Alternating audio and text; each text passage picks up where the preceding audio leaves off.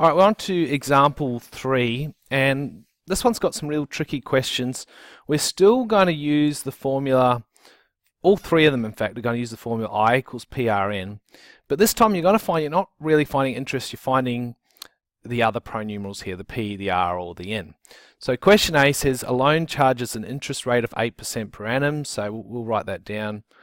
R is 8%. Remembering we always divide our percentage by 100, 0.08. If I am charged $2,300 in interest, so your interest is $2,300 over a period of 2 years, n equals 2 years, what was the original loan amount? Okay, now the original loan amount is your principal, okay, because the principal represents the loan you got. We don't know what that is. So we take our formula I equals P times R times N, or PRN, and we substitute values in. I was 2,300. We don't know what principal is. We know that R is 0.08 and N is 2. Okay, and when you get to this point, you want to simplify if you can. For instance, I can work out this little bit on the right, 0.08 times 2, which comes out to 0.16. So now we're at 2,300 equals P times 0.16, which is just a bit easier to work with. And I'm hoping you remember when we have equations and we want to solve them, we do the opposite to both sides. So we can divide 0.16, which will cancel the 0.16, and we can do it over here as well.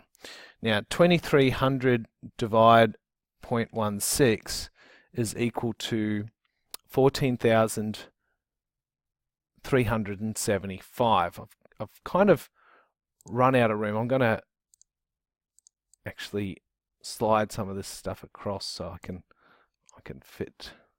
It doesn't like me. Yeah, it really doesn't. Okay. All right, I'm going to go without it. So what we found is that the formula is saying 14,375 equals P. Therefore, P is going to be $14,375. So that was my original loan amount.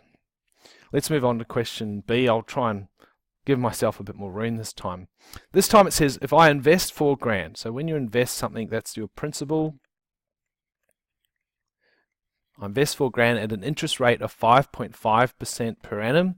So R is 5.5%, which we divide by 100, which comes out to 0.055.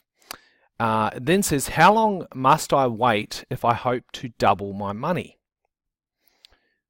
Okay, so if I want to double my money, that means I want to go from $4,000 to $8,000. I want to double or add another $4,000 on top. And that tells me that my interest is going to be $4,000. Because if I have an investment of $4,000 and I add interest of $4,000, I have then doubled my money. So that's enough information to take our formula and go, all right, interest is $4,000, principal's $4,000, times R, my interest rate, 0.055, times N. So I don't know what N is, and that's because it's asking you to figure out how long you must wait. So what is N? That's essentially what it's saying. Now we can simplify one piece of this. We can simplify the 4,000 times 0.055. 4,000 times 0.055, which comes to $220.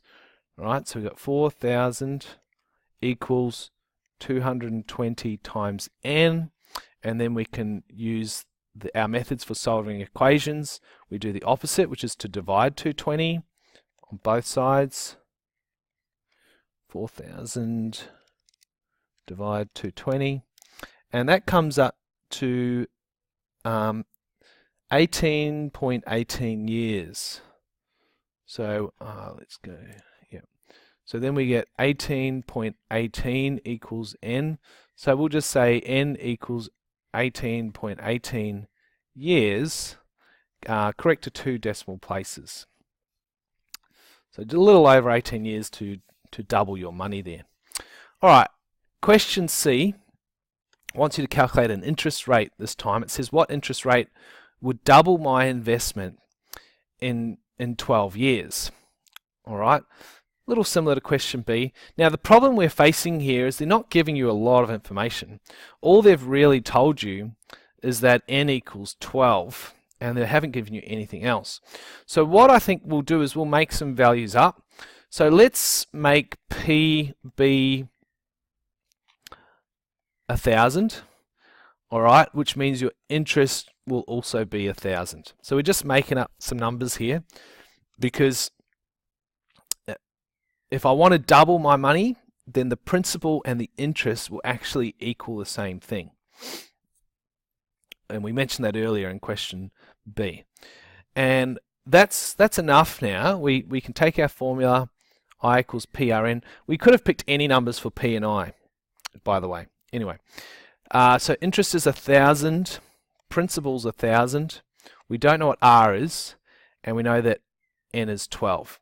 Now we can combine the 1,000 and the 12 together, and we will, and that'll give us 1,000 equals 1,000 times 12 is 12,000 times R. And then what we're going to do, using our rules for solving equations, we're going to divide both sides by the same thing, which is 12,000, because that'll cancel the 12,000, leaving R on its own. Okay, now that's going to give us 0.08333 continuous, right, is equal to R. And remembering that usually when they give us the percentage, they get us to divide it by 100. So we want to actually go in reverse. We want to go from the decimal back to the percentage. So we're going to times by 100, times 100, and that's going to give us 8.3 repeater percentage. And that's the percentage you want. So if you have an interest rate of 8.3 continuous percent, you can double any investment in just a period of 12 years.